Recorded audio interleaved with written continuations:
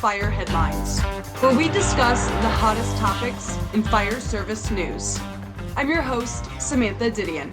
During Chief Horton and I's conversation last week, he brought forth a really interesting question regarding messaging and media releases while an incident is still happening.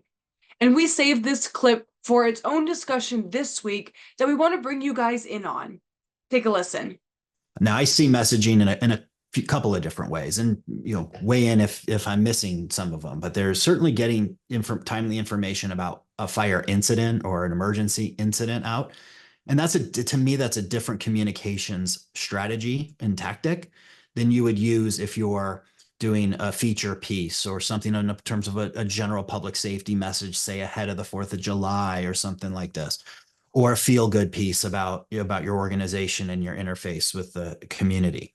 I think there's a much higher risk associated with how we communicate during a fire incident. And I think there's a tension right now amongst various disciplines and what they think that message is, like what is to post and what's not to post. And I have this conversation with a lot of fire chiefs, and I hope our listeners are thinking a lot about this. And this is about communicating to your community when you're facing uncertainty.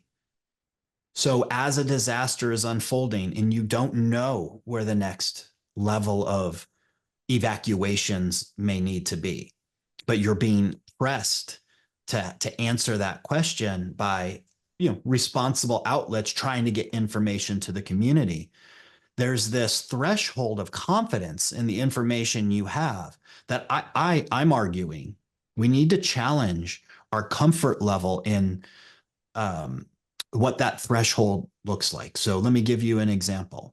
On one extreme is we have 100% perfect information. We know in a wildfire, for example, we know where the fire is going.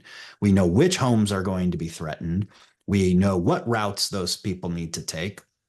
And we've issued alerts and warnings, and they're evacuating, and they're getting them out, and then we know where to go and all of this kind of thing. That would be a perfect information scenario. We don't have perfect information. We have uncertainty, and we measure in some of these degrees of probabilities, to suggest that, well, we think the fire with 80%, 70%, 90% confidence is going to move in this direction, but the wind may shift since we've made that prediction. And when the wind shifts, then the information we have is different and the message has to change.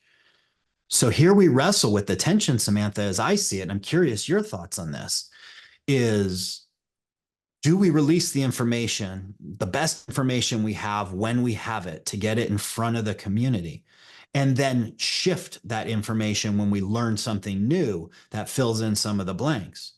Or do we wait? Do we wait till we have stronger confidence? And our tendency in government is to wait till we have stronger confidence. And the problem, as I see with that, is what you had just said earlier on, which is you're not filling in the story. And when you leave gaps in the story, someone else, people are going to fill it in their own brain, right? They're going to think, they're going to use, they're going to decide what they think the facts really are. And in worst cases, you've got other narrators telling the story on social media.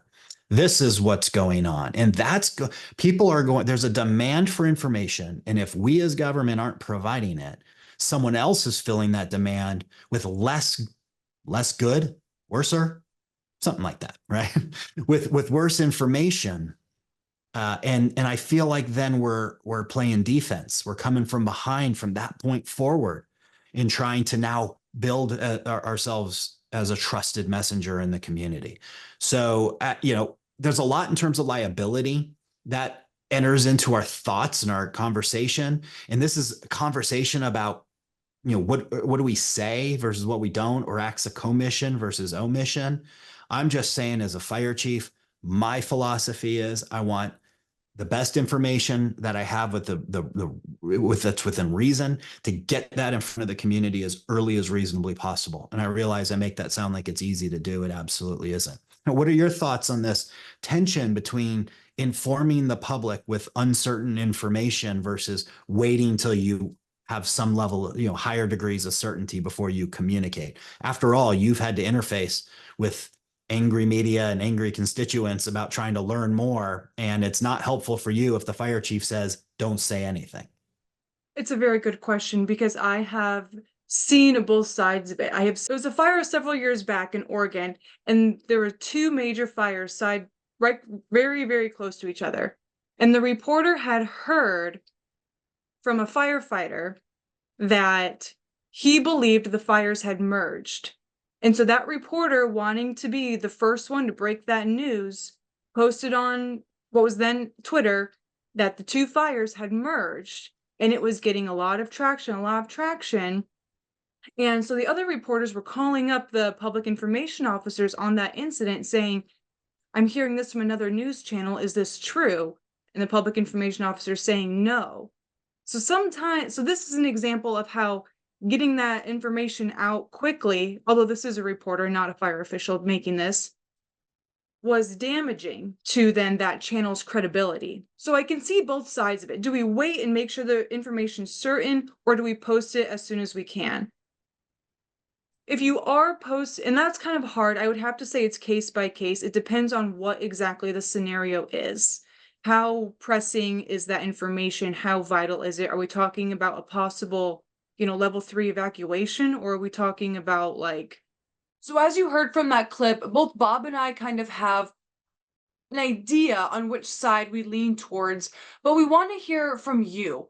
Whether you're in the fire service, in the media, work alongside the fire service, or even the average Joe down the street, we want to know what you guys think about this. Should incident information be released as soon as it is received, or do you believe that fire personnel should save it and wait till they've more info present to kind of back it up or have a clearer picture? And if it's case by case, explain why. In what cases do you believe it would be necessary? In what cases would it maybe not? So send us a DM on Instagram or Facebook, or reach out to us at fireheadlines@wfca.com. We're looking forward to hearing what all of you guys think, but until then, thank you for joining us, and we'll see you back here next week for more Fire Headlines.